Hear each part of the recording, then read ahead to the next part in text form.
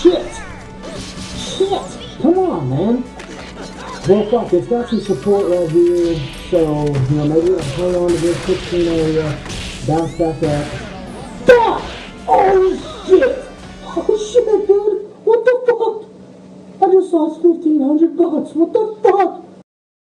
Painwheel is not case, managing to be synonymous with the meta, but the exact opposite at the same time. Why is this? Why, it's her base kit at fault, of course. There's barely any move that sticks out on offense, and it's given very little utility. The best she gets is short bleeds with Deathcrawl and Cruel Lily, armor break with Beard Thresher, and meter control with Pure Overdrive. Pinion Dash is also decent, but all it does is an instant fuck off amount of damage. Everything else, including most Painwheel's signature abilities, end up on the mediocre to bad side of things. But apparently, she has the highest attack on the game. Surely, her kit sucks in order to compensate this, right? Maybe so, but they overdid it. However, where she underperforms on offense, her supposed forte, it's on defense where she's become a notorious menace. You're one of them special folks, ain't you? Tainted Blood is one of Painwheel's marquees and instantly raises her defense value. If she suffers a critical hit, she can reflect 100% of the damage back at the player, often returning more than what she suffers percentage-wise. Reckless gameplay can easily get you killed, so you want to pay attention to what options you'll be using. It's a marquee that's become so integral to every Painwheel that counterplay for it has been developed. First is to spam command grabs. Second, using either recovery tactics or damage over time options. Last is to leave completely uninvested the crit rate and crit damage parts of the skill tree, also known as critless. Go figure. With less criticals on your end, you activate Tainted Blood far less, and with reduced reflect damage as well. I've gone on a fair length explaining how efficient Tainted Blood is on defense, but Painwheel still has another marquee in the form of Grudge.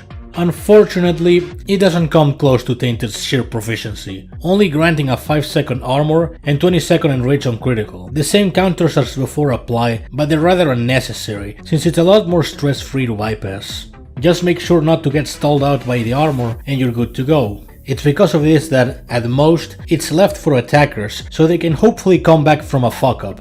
Last we have to cover is the Prestige, built up with any critical hit from either the opponent or Painwheel herself. It inflicts a 10-second top guard break each time you use a blockbuster. Suffice it to say, you'll want to have several multi-hit moves and with enough crit rate, not only to enable the Prestige itself, but to make the most of it. It's pretty underwhelming, all things considered. Fine for a few extra hits and not much else. So as you can see, Painwheel is quite the behemoth from a defensive perspective, and a mainstay on Rift defenses, and he manages to overshadow her poor performance in offense, even though these two should be reversed. I don't know, I don't understand HPS at times.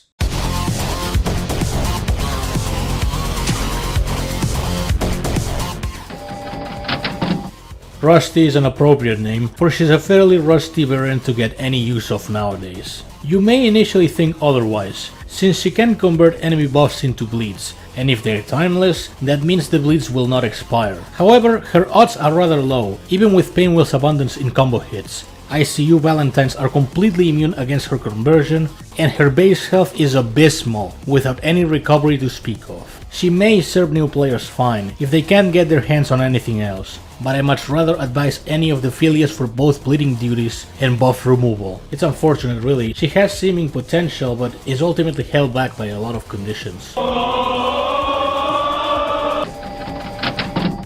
Twisted Mettle is the rare case of a bronze being good on defense. She inflicts a long 15-second bleed each time she suffers a critical. This matches with her marquee, which is positive for faster kills, but it also means it suffers from the same answers to the marquee itself. Thankfully, she also disposes of another asset, Frost Armor compatibility, allowing for an extra source of reflect damage on top of both Tainted and Don't Poke the Bear. All of this sounds great, but in order to work at her best, she needs to have a good build. Remember, we're dealing with base bronze stats here. Still, I would classify Twisted Mettle as a great defender and a worthy investment, but you must keep the high statistic requirements in mind. You can't harm me, are you a fucking ass? Rage Appropriate is a conflicting case. She shares similar benefits to Twisted Mettle, such as Frost Armor compatibility, and has higher base health as well. On the other hand, her ability is not good. You could argue the Enrages could be of help to newcomers that are still learning and take heavy damage, but I find it a massive stretch for an argument. The same would go for the armor and heavy regeneration. The former could actually work as a fast enabler for first armor, but that's all in useful applications you could think of. It's just a bad ability, but she still has enough going for that some people run her anyway. Some deranged lunatics may have 14 or more at time uneven. Above all else, run her at your own risk.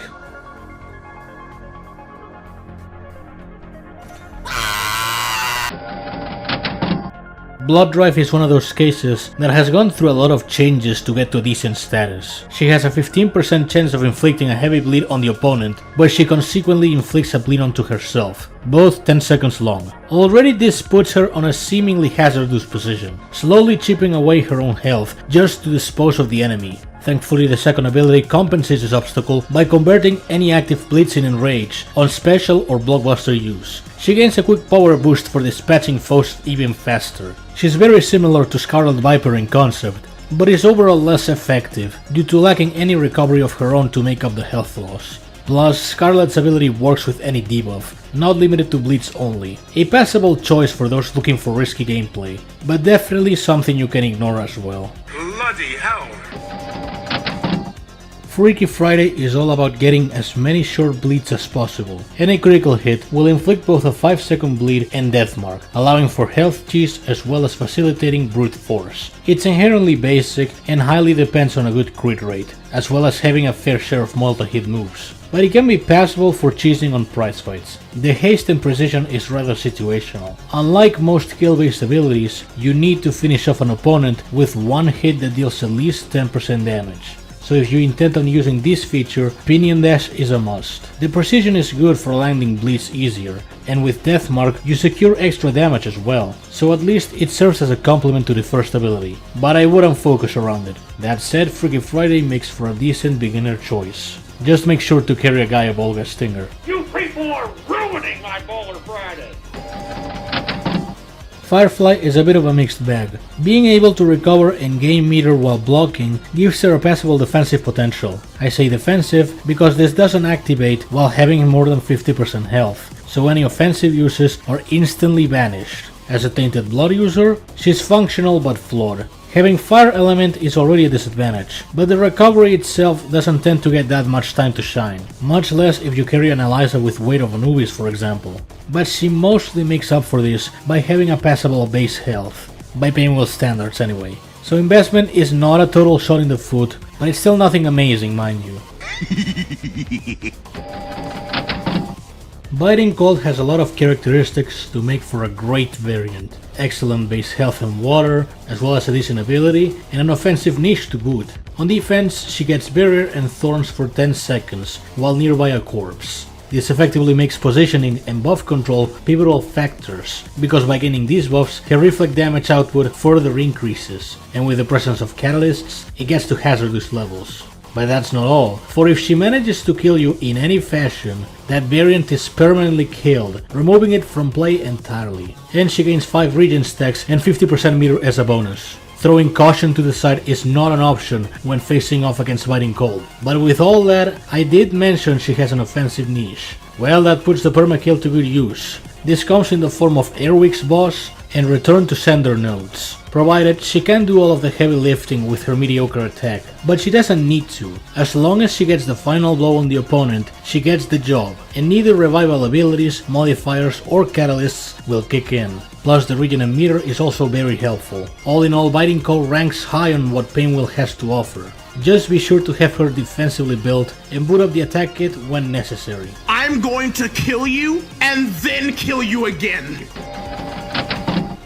Despite any buffs she may have received, Raw Nerv is one of those cases that has remained on the terrible side of things for the longest time. For sure, she's just functional enough by virtue of using Tainted Blood, but other than that she has a lot of things going against her, such as bad defense typing and a horrible ability. At most, the haste can be used for getting a tier 3 much faster, but coming out at 50% health doesn't contribute much, and the death mark at 25% really isn't that impactful. If you were to use her for offense, you're honestly handicapping yourself way too much for a next to worthless reward. Again, the haste is inherently useful and so is Deathmark for attackers, but having to lower your health this much is not worth it at all. You should only invest in raw nerf if you literally have no alternatives, which given Twisted Metal is easy to come by, you do, you slithering ooze. Grimfen is mechanically identical to Raw Nerv, but functions different enough to make her an improvement. Instead of gaining Enrage and Haste, she gains a 20-second unflinching and immunity. Of course, if you don't want to deal with that, you'll need some form of counter, and there's several, such as Curse, Hex, Buff Removal, and now Deadeye. And once you take care of it, you won't have to worry about it again. But there's a little extra you might want to watch out, as whenever unflinching expires, she'll revive all of her teammates. It sounds threatening, but once you consider how few sources of unflinching exist, it's not that great, and her own unflinching takes way too long to run out. You could set up the Angry Flinch Catalyst at level 1 and try to fish for revivals, but it's too much effort for a minor stall. Really, you won't find many Grimfens given how scarce she is in the first place, and the ones you do won't be a major threat. ¡Qué feo canta! ¿Que no hay Dragon Ball Z?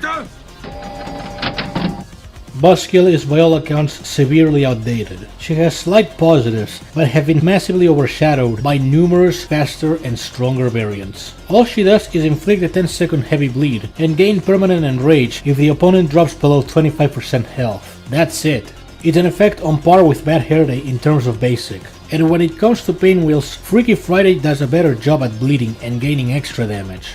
Both cases at a lower cost. That said, would I advise her for defense as a crutch? Not really. At least she has a better typing than Raw Nerv, but the lower base health and no defense potential sucks. Ultimately, she's better off gathering dust. It's a shame, I always really liked Buzzkill's palette. ¿Y qué bien pepino con ¿Qué? Neuromancer needs no introduction. She is a highly coveted variant for her brutal meter control, and well known for killing streaks of careless players. The reason it's so effective is because she both gains meter for herself and removes it from the opponent, but the cherry on top is that it functions through blocked hits, meaning you have to block much less often than usual and hold the AI on a blocking position when using her. This makes Guyvolga's Stinger an absolute must for Neuromancer, for distance coverage and for landing 5 blocked hits at once. The off-screen damage she causes to teammates is unfortunately underwhelming, but it's not completely useless. Just make sure to leave a target with about 10% health or less, outtake them, and use a tier 3 on whoever attacks in. Its only meta application is to kill immoral fibers off-screen. It's functional, but not something to focus on. All that said, you may think a hybrid build would be the ideal fit for Neuromancer, but much like Biting Cold, I would suggest running a defensive build and equip the attack one when needed. Just an outstanding meter controller all around.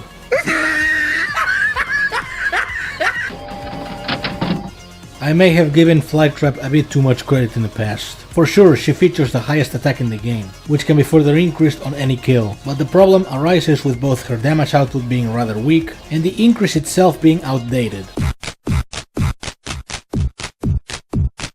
So even with these seeming positives, she will deal less damage compared to other diamonds with less attack, and the 5 regeneration stacks aren't all that impressive, requiring a kill in order to kick in. They can secure for you a better score, yes, but you will end up being much more selective as to where you'll use her, if you choose to do so in the first place. Case in point, she wouldn't get far against Model Leader, Blood Twisted, Evergreen Evil, and several others. Thankfully, she has enough health to work with as a defender, and unlike Buzzkill, her ability sort of doubles down for defensive purposes, getting higher chip damage on the player and having the regeneration as means of stalling out the match for longer, more so if you do not have counterplay. So it's because of this that I cannot label Flytrap as entirely worthless, but Neuromancer she ain't. Boy, I really hope somebody got fired for that blunder. Fast, sharp right. Fast, sharp right. Sharp right. Sharp right. Listen. Sammy, you have to listen to my call, Sammy. Please, I beg you. Fast, medium right. You have to turn the wheel, Sammy. 40. Fast, medium left. 50. Downhill. Triple caution. Triple caution. Stay.